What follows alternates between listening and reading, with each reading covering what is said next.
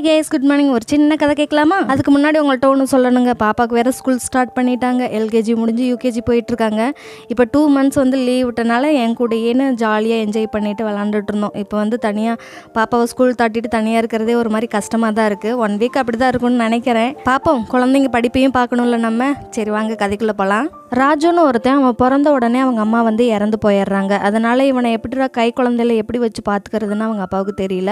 அதனால் இன்னொரு கல்யாணம் பண்ணிக்கோ அப்படின்னு சொல்லிட்டு அவங்க ஊர் பக்கத்து வீட்டில் எல்லாருமே சொல்கிறாங்க.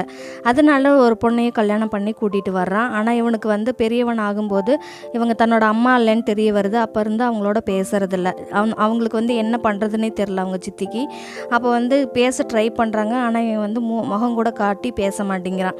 அப்படியே நாளடைவில் அவளுக்கும் ஒரு குழந்தை பிறக்குது. ஒரு பெண் குழந்தை பிறக்குது. பார்வதின்னு சொல்லிட்டு பேரும் வைக்கிறாங்க. அவள் பிறந்த உடனே இவனுக்கு கொஞ்சம் கொஞ்சமாக மனசும் மாறுது. அவளோட பிஞ்சு முகத்தை பார்த்த உடனே இவனுக்கு அவன் கூட விளையாடணும், அவளை கட்டி பிடிச்சி முத்தெல்லாம் கொடுக்கணும் அப்படின்னு சொல்லிட்டு பக்கத்தில் போய் பேச ஆரம்பிக்கிறான். அதே மாதிரி அவங்க சித்திட்டையும் பேச ஆரம்பிக்கிறான். இப்படியே 2 பேருமே பெரியவங்களாகி வளர்ந்துடுறாங்க. தன்னோட தங்கச்சிக்கு நிறைய வரன் பார்க்குறாங்க பெரிய பொண்ணானதுமே. ஆனால் ஒன்று கூட செட் ஆகலை. இவ பார்க்குறதுக்கு கலர் கம்மியாகவும் பார்க்குறதுக்கும் நல்லா இல்லை அப்படின்னு சொல்லிட்டு நிறைய பேர் ரிஜெக்ட் பண்ணுறாங்க. அதுவே அவளுக்கு ஒரு மாதிரி டிப்ரெஷன் ஆகி தனியாக ரூம்குள்ளே உட்காந்து அழுதுகிட்டே இருப்பாள். அப்படியே நாளடைவில் நிறைய வரன்கள் வருது. இதே மாதிரியே சொல்லிட்டு போகிறாங்க அப்படின்னு சொல்லிட்டு அவள் அதை அலட்சியமாகவே எடுத்துட்டா. இதுக்கு போய் ஃபீல் பண்ண வேண்டாம், நம்ம வர்றவங்களே இப்படி தானே சொல்கிறாங்க, என்ன நடக்கணுமோ நடக்கட்டும் அப்படின்னு சொல்லிட்டு அவளுமே விட்டுட்டா. இப்படியே நாள் போயிட்டே இருக்குது. அவளுக்கு ஒரு வரன் கூட அமையலை. அதனால் கொஞ்ச நாள் தள்ளி போட்டிருக்காங்க. அடுத்து ஒரு 4-5 வருஷம் ஆகுது. இவளுக்கு மறுபடியும் கல்யாணம் பண்ணி வைக்கணும் அப்படின்னு சொல்லிட்டு வரன் தேட ஆரம்பிக்கிறாங்க.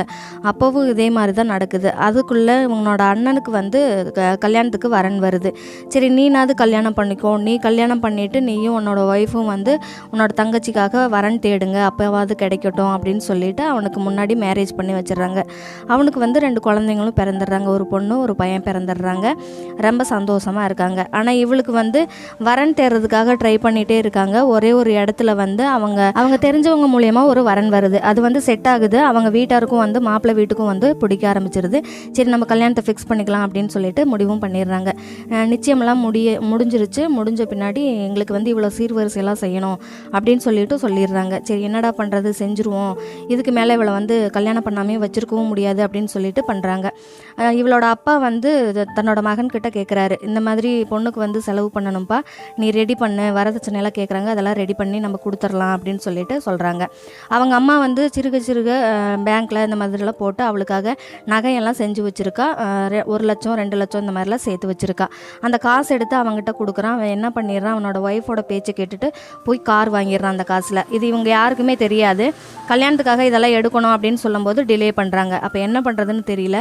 இந்த உண்மை அவங்க ஒய்ஃபோட ஒரு ரூம்குள்ளே உட்காந்து பேசிகிட்டு இருக்கான். இந்த மாதிரி நான் இப்படி பண்ணிட்டேனே, தப்பு பண்ணிட்டேன், நான் அந்த தங்கச்சிக்கு முடிக்க வச்சுருந்த காசு எடுத்து இப்படி பண்ணிட்டேனே, அவங்கள்ட்ட சொல்லக்கூட இல்லை, இப்போ நான் என்ன பண்ணுறது அப்படின்னு சொல்லிட்டு அவளோட சண்டை போட்டுட்ருக்கான். இதை அவங்க சித்தி கேட்டுறா.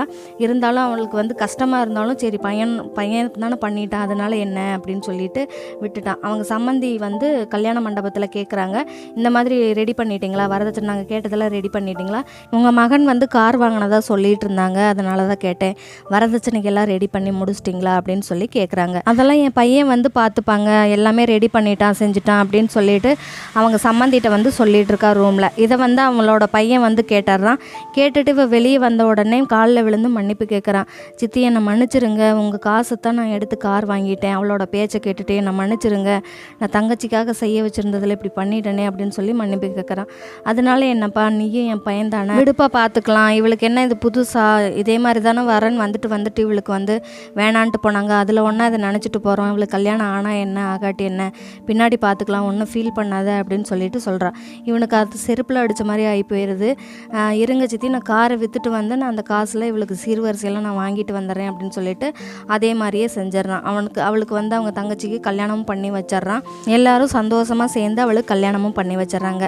இந்த ஸ்டோரி உங்களுக்கு பிடிச்சிருந்ததுன்னா லைக் பண்ணுங்கள், ஷேர் பண்ணுங்கள், கமெண்ட் பண்ணுங்கள், நம்ம சேனலை சப்ஸ்கிரைப் பண்ணிக்கோங்க. இதே மாதிரி அடுத்த வீடியோவில் சந்திக்கிறேன். Tata bye and take care.